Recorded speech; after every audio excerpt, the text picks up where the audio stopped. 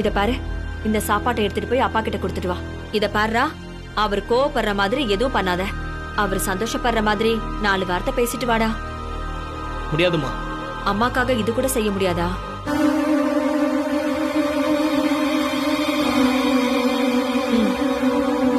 முடிடா.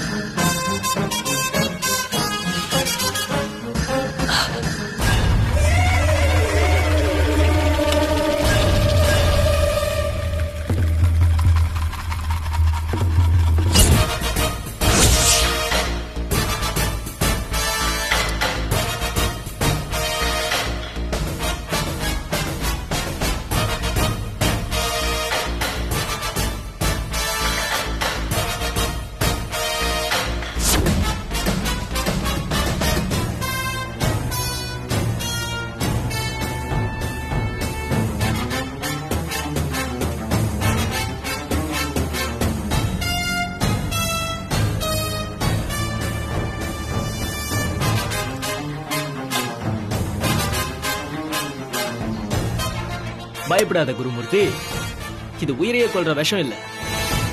என்ன இருந்தாலும் எனக்கு உயிரை கொடுத்தவனே நீ. உன் உயிரை எடுக்கிற அளவுக்கு நான் கெட்டவெல்லாம் கிடையாது. நானும் அம்மாவும் எவ்வளவு சொன்னோம், ஆனா என்னை தூக்கி கொஞ்ச நாளைக்கு உள்ள வச்சல்ல, அதுக்கான தண்டனை தான் இது. இவ்வளவு நாளா நான் ஜெயிலுக்குள்ள இருந்து எவ்வளவு கஷ்டப்பட்டேன், அதே மாதிரி உன் உடம்புக்கு முடியாம போய் நீயும் வீட்லயோ இல்ல ஹாஸ்பிட்டல்லயோ கொஞ்ச நாளாவது முடங்கி கிடக்கணும். அதுக்காக தான் இந்த ட்ரீட்மெண்ட்.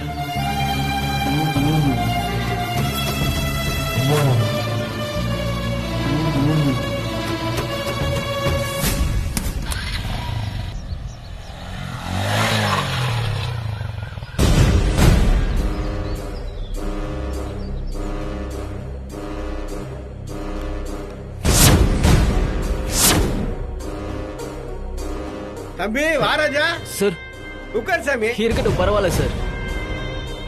ஆமா, கேஸ்ல இருந்தா உன்னை மொத்தமா ரிலீவ் பண்ணிட்டாங்கல்ல, அப்புறம் ஸ்டேஷனுக்கு வந்து தினமும் கையெழுத்து போட வேண்டியது இல்ல. அப்புறம் எதுக்கு வந்த? நான் கையெழுத்து போடுறதுக்காக வரல சார். அம்மா அப்பாவுக்கு சாப்பாடு கொடுத்து விட்டாங்க, அதை கொடுத்துட்டு போலாம் தான் வந்தேன் சார். அடேங்கப்பா, ரொம்ப சந்தோஷம் தம்பி. இந்த விஷயத்தை நான் கேள்விப்பட்டோம்னா அப்படியே எனக்கு துள்ளி குதிக்கணும் போல இருக்கு தம்பி. ஆனா நான் குதிச்சு இந்த ஸ்டேஷன் தாங்காதல்ல.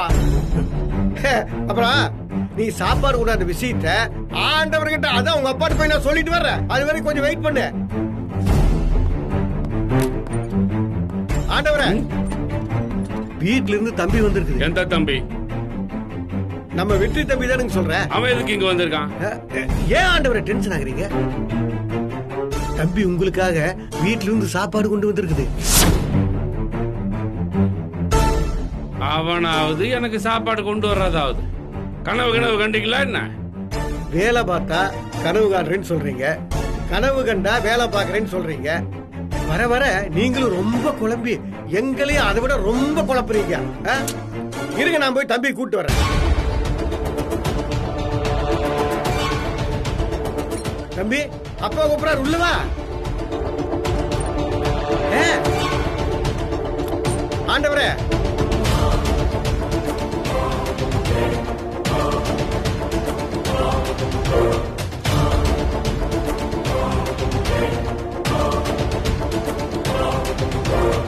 தம்பி பாருங்க, கேரியர் கையுமே வந்திருக்குது.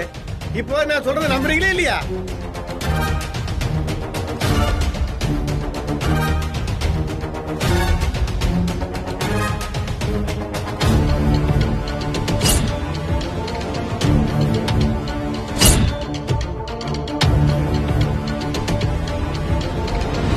லுக்கே சரியில்லையே.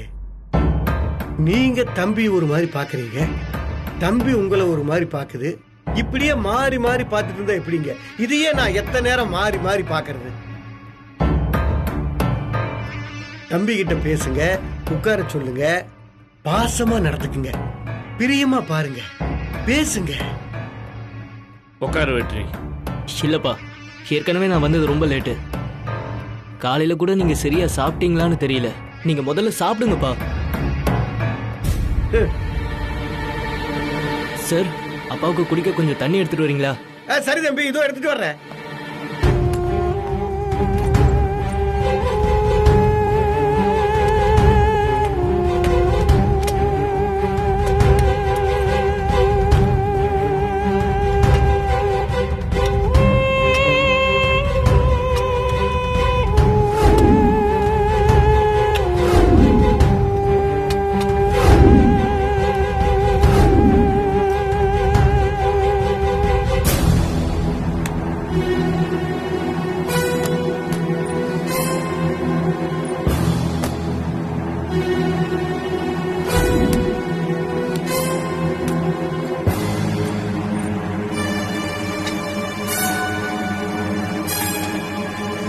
அப்பா, தட்டு என்னப்பா இவ்வளவு அழுக்கா இருக்கு?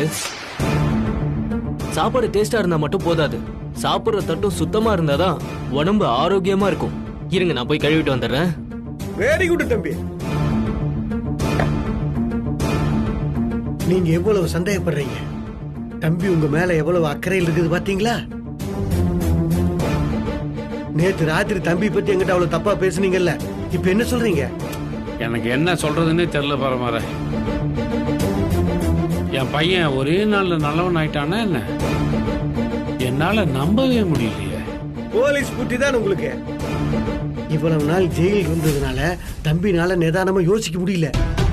இப்பதான் நிதானமா யோசிக்க டைம் கிடைச்சிருக்கு. உங்க மேல எந்த தப்பு இல்லைங்கிறதும் தம்பிக்கு இப்பதான் புரிஞ்சிருக்கு. அது மனசு மாறி பாசத்தோட சாப்பாடு எடுத்துட்டு வந்திருக்குது. இல்ல பரமாற, அவன் உண்மையாவே மாறிட்டானா? மாறிட்ட மாதிரி நடிக்கிறானா எனக்கு தெரியலையே பரமாற. இங்க பாருங்க, தம்பி இவ்வளவு சின்சியரா மாறுன்னு நினைச்சு சந்தோஷப்படுங்க, சந்தேகப்படாதீங்க.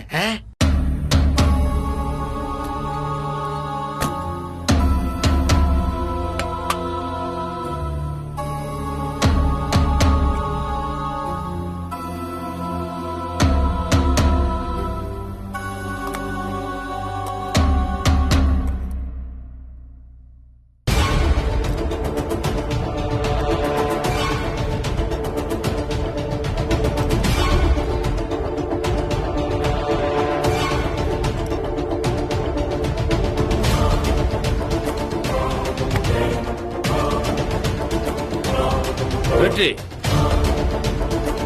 ஏன்டா அவன் கை இப்படி நடுக்குது? முன்ன பின்ன பரிமாறி பழக்கம் இல்லல்லப்பா, அதான்.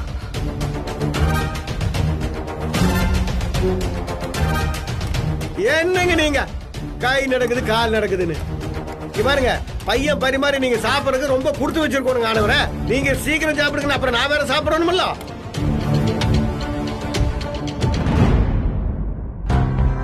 பரமாற, மனசு இப்பதான் ரொம்ப நிறைவா இருக்கு. அப்பா, இப்பவாது ஒத்துக்கிறீங்களே? தம்பி, நீ சாப்பிட்டியா? இன்னும் இல்லப்பா. பரமாற, நம்ம கிட்ட இன்னொரு பிளேட் இருக்கு. இருக்குதுங்க ஆட்டவரை. போய் எடுத்துட்டு வாங்க. ஆடவிடு, நான் அப்புறம் சாப்பிட்டுக்கிறேன். போய் எடுத்துட்டு வாங்க. என்ன இதாங்க உங்ககிட்ட எனக்கு ரொம்ப பிடிச்சது.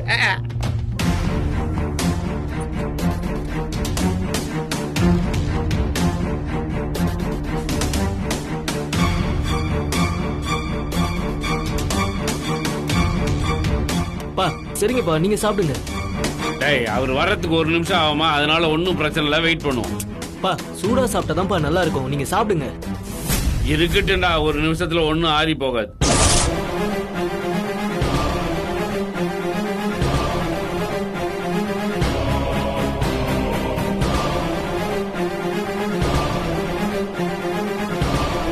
கொடுங்க.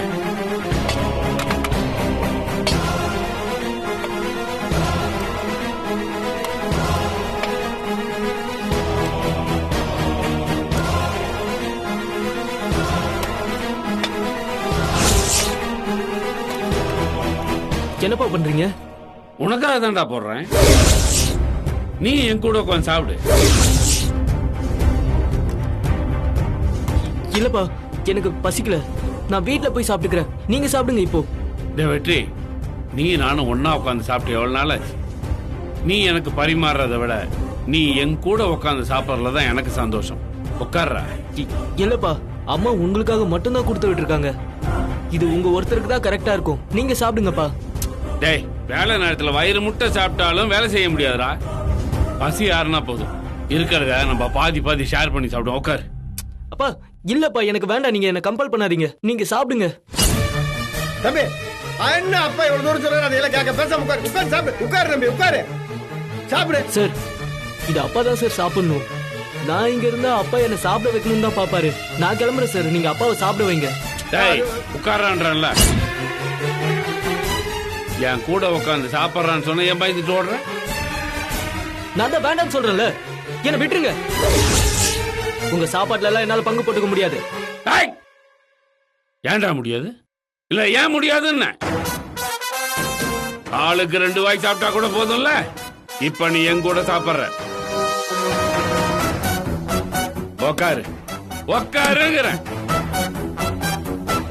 உக்காரா. குடி. நல்லா பிசைஞ்சு சாப்பிடு. எனக்கு வேண்டாம். சொன்ன கேளுங்க. பார், இப்ப நீ சாப்பிடுற. சாப்பிடு மரியாதையா. நான் எதுக்கு சாப்பிடணும்? என்னால முடியாது. டேய்,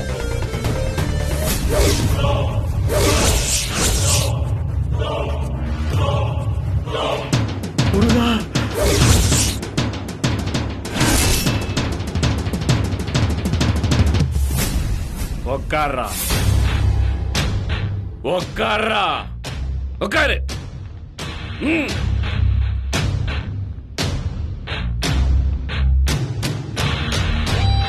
நீ மட்டும் இத சாப்பிடல, உன்னை நான் சுற்றுவேன்.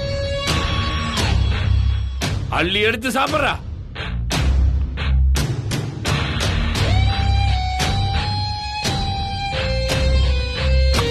சாப்பிடுறா. சாப்பிடு. ஆண்டவரே, என்ன இதெல்லாம்?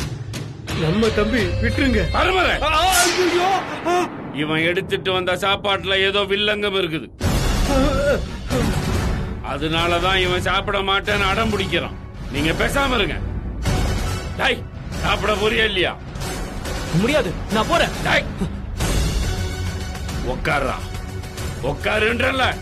உன்னை எப்படி சாப்பிட வைக்கிறதுன்னு எனக்கு தெரியும். உட்காரு.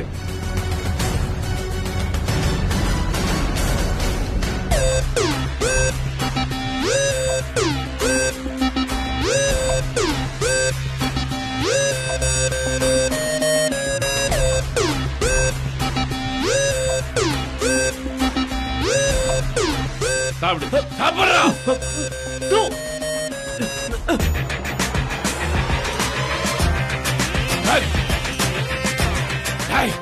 எதுக்குடா சாப்பாடு துப்புன? இதுல என்ன விஷமா கலந்துருக்க? ஆமா, விஷம் தான் கலந்துருக்கு. உயிரை கொல்ற விஷம் இல்ல. ஒரு 3 மாசத்துக்கு உன்னை முடக்கி போடுற விஷம்.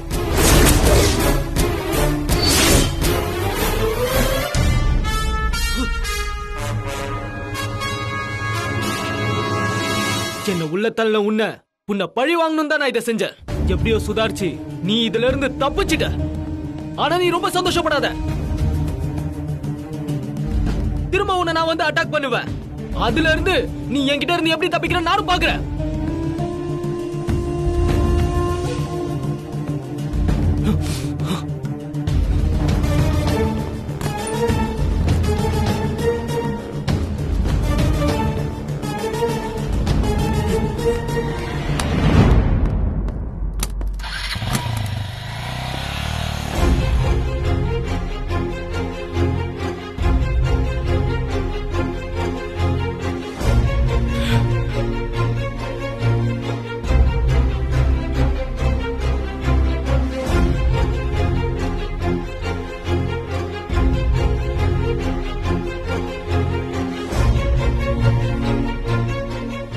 மன்னிச்சிடுங்க ஆண்டவரே.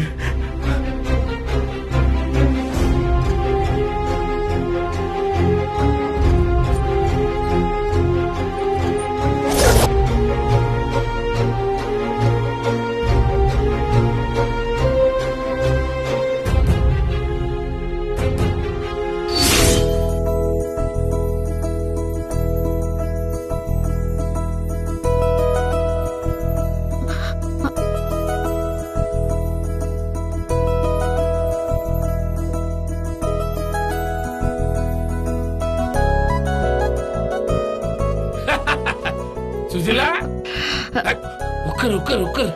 ஆனா உன்னா படபட நீ பாட்டுக்கு எந்திரிச்சற. 2 புள்ளைய பெத்து கூட உனக்கு ஒண்ணுமே தெரிய மாட்டேங்குது. உங்களுக்கு தண்ணி எடுத்துட்டு வரலாமே? தண்ணி நான் போய் எடுத்துக்க மாட்டேனா? அது ஒரு பெரிய மேட்டரா? பிள்ளைங்க எல்லாம் எங்க தூங்குதா? ஆமாங்க. சரி, இந்த பழம் எல்லாம் வாங்கிட்டு வந்திருக்கேன், கரெக்டா சாப்பிட்டு. என்ன பையன் என்ன சொல்றான்? நல்லா எட்டி எட்டி உதைக்கிறான். ரொம்ப பகலா இருப்பான் போல இருக்கு. உள்ள இருக்கிறது என்ன மாதிரி ஒரு சிங்க குட்டி இல்ல, அப்படிதான் இருப்பான். ஏங்க, பையன் தானே முடிவே பண்ணிட்டீங்களா? சுசீலா, இது என்னோட முடிவு இல்ல, ஆண்டவனோட முடிவு. நம்ம பார்த்த 2 ஜோசியரும் இதத்தான் என்கிட்ட சொன்னாங்க.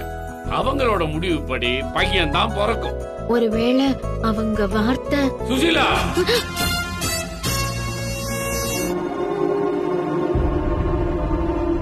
இந்த தடவை எனக்கு ஆம்பளை புள்ளதான் பிறக்கணும். இது கண்டிப்பா நடக்கணும். நான் சும்மா ஒரு பேச்சுக்கு சொன்னங்க, அதுக்கே இவ்ளோ கோவப்படுறீங்க? ஆம்பளை பையனுக்காக நான் ஏங்கி தவிக்கிறது உனக்கு தெரியுமில்ல? குழந்தைய ஆம்பளை பையன் தான் பிறக்கணும் நான் எவ்வளவு ஆசைப்பட்டேன். டாக்டர் வெளியே வந்து சொல்ற வரைக்கும் எனக்கு பையன் தான் பிறக்க போறான்னு அவ்வளவு நம்பிக்கையோட இருந்தேன். ஆனா அந்த நம்பிக்கை உடைஞ்சப்ப பொண்ணு பிறந்திருக்கேன்ற சந்தோஷத்தை விட வருத்தம் தான் எனக்குள்ள ரொம்ப அதிகமா இருந்துச்சு. ஆனா அதை யாருக்கிட்டையும் நான் வெளியே காட்டிக்கல. நீ 2ஆவதா உண்டானப்பையும் அதே கதை தான். 2 போதும்னு நினைச்சனா, 3ஆவதா ஒரு குழந்தை வேணும்னு நினைச்சனே. எதுக்காக? நான் ஆசைப்பட்ட மாதிரி ஒரு பையன் வேணுங்கிறதுக்காக தானே. இந்த தடவையும் நீ என்ன ஏமாத்திட்டீனா அதை என்னால தாங்க முடியாது சுசீலா. உங்க ஏக்கமும் ஆசையும் எனக்கு புரியுதுங்க. ஆனா நம்ம கையில என்னங்க இருக்கு? நமக்கு என்ன கொடுக்கணும்னு அந்த சாமி தானே முடிவு பண்ணணும். பிறக்க போறது பொண்ணோ பையனோ, அது எதுவா இருந்தாலும் நம்ம குழந்தைங்க. அதை நாம சந்தோஷமா ஏத்துக்கணுங்க.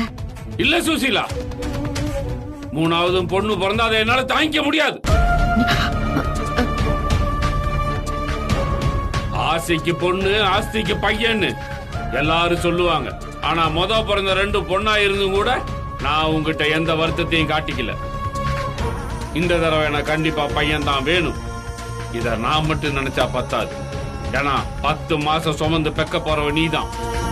நீ மனசுக்குள்ள நினைக்கணும், எனக்கு பையன் தான் வேணும், பையன் தான் வேணும். நீ நினைக்கணும், அந்த அழுத்தம் உனக்குள்ள இருந்துகிட்டே இருக்கணும். நான் சொல்றது புரியுதா? என்னங்க, என்ன உங்களுக்கு ஏன் பொம்பளை பிள்ளைங்க பிடிக்கவே மாட்டேங்குது? சுசீலா, பொம்பளை புள்ளனா பிடிக்க மாட்டேங்குதுன்னு இல்ல. அதாவது ஆம்பளை பசங்களா இருந்தா நம்ம சேர்த்து வைக்கிற சொத்தை காப்பாத்துவாங்க, அவங்களும் சொத்தை சேர்ப்பாங்க. ஆனா பொம்பளை புள்ளையா இருந்தா சேர்த்து வைக்கிறதெல்லாம் கரைச்சுக்கிட்டே போயிடும். நல்லா யோசிச்சு பாரு. ஒரு பொண்ணு பிறந்துச்சுன்னு வையேன், பிறந்ததுல இருந்தே அதுக்கு மேக்கப் செட்டு, நல்ல ட்ரெஸ், நல்ல நகை, நட்டு போல்ட்டுன்னு ஒவ்வொன்னா சேர்த்துக்கிட்டே இருக்கணும். அது வயசுக்கு வந்துட்டா ஊருக்கெல்லாம் சொல்லி விசேஷம் பண்ணும், சோறு போடணும், செலவு பண்ணும். அப்புறம் நல்ல மாப்பிள்ளையா பார்த்து கட்டி வைக்கணும். அப்புறம் முழுகாத சீரு, பொங்கல் சீரு, தீபாவளி சீருன்னு அனுமார் வாழு மாதிரி சீரு நீண்டுகிட்டே போகும். ஆனா ஆம்பளை பையனா அந்த தொல்லை எல்லாம் இல்ல. சரி சுசீலா, நம்ம பெத்தவங்கன்றதுனால எவ்வளவு செலவு வேணா பண்ணலாம், அதுல ஒண்ணும் தப்பு இல்ல. விதை போட்டு தண்ணி ஊத்தி உரம் போட்டு மரமாகி வளர்த்து ஒருத்தங்கிட்ட புடிச்சு ஒப்படைக்கும் போது வேரோட பிடிங்க அப்படி இன்னொருத்தர் ஒப்படைச்சிடறோம். அங்க போனதுக்கு அப்புறமாச்சும் நமக்கு ஏதாவது புண்ணியம் இருக்குமா? போகும்போது நான் சம்பாதிச்சது மொத்தத்தையும் கரைச்சிட்டு போயிடும். கண்டவன் திங்கிறதுக்காக நான் கஷ்டப்பட்டு சம்பாதிக்கிறேன். கடைசி காலத்துல அவங்க நம்ம கஞ்சி ஊத்தி காப்பாத்த மாட்டாங்க. ஆனா ஆம்பளை பசங்களா இருந்த விஷயமே வேற. கடைசி வரைக்கும் நம்ம கூடவே இருப்பாங்க, நம்மள காப்பாத்துவாங்க, கஞ்சி ஊத்துவாங்க. ஏன் கல்யாணம் பண்ணும்போது மருமகளை நல்ல காசு வசதியோடு கூட்டிட்டு வருவாங்க. நீங்க சொல்றதெல்லாம் சரிதாங்க. ஆனா உலக வாழ்க்கைங்கிறது அப்படிதான் இருக்கு. அதுக்குன்னு நம்ம பொம்பளை பிள்ளைய வெறுத்துற முடியுமா? நான் வெறுக்கவே சொல்லிய சுசீலா. ஏற்கனவே நான் சேர்த்து வச்சது, இனி நான் சேர்க்க போறதையும் கரைக்கிறதுக்கு 2 பெண் குழந்தைங்க இருக்காங்க. 3ஆவதா திரும்ப ஒண்ண நான் சுமக்கிறதுக்கு நான் தயாரா இல்ல. தவா, நீ சாமி கிட்ட வேண்டுவியோ இல்ல டாக்டர் கால்ல விழுந்து கெஞ்சுவியோ எனக்கு தெரியாது. எனக்கு 3ஆவதா பிறக்கிறது பையனா தான் இருக்கணும். அது மட்டும் நடக்கல, நான் என்ன பண்ணுவேன் எனக்கே தெரியாது.